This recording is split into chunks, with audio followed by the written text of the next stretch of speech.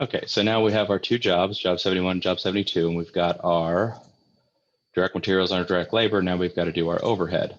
We need to figure out what our predetermined overhead rate is and what the activity base is. And in this case, they chose to use direct labor hours as their activity base, so direct labor hours.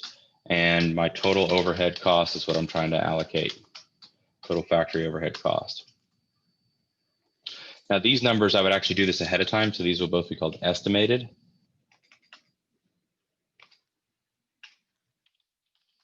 Estimated total overhead costs and estimated direct labor hours.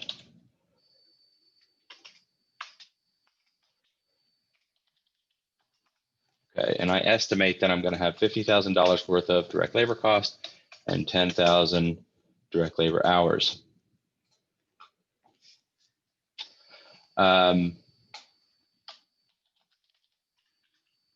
So I can find my predetermined overhead rate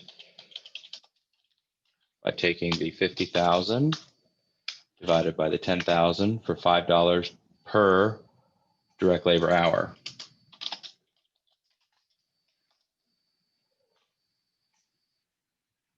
So now I got to figure out, I can't actually allocate the overhead until I figure out how many direct labor hours each one had. So according to the example in the book, the direct labor hours for job 71 had 350 direct labor hours, and job 72 had 500 direct labor hours. So to know how much overhead, I need to take for job 71, it's 350 times $5 per direct labor hour.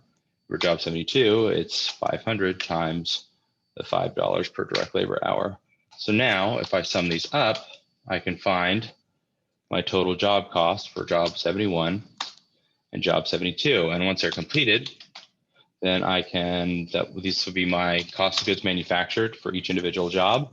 That will move over to my finished goods inventory for my finished goods. And so that's kind of how the job order cost works. The chapter also shows a journal entry process, which you can go through, but I just did it kind of a more simplistic way that increases and decreases and where things go. So that's it.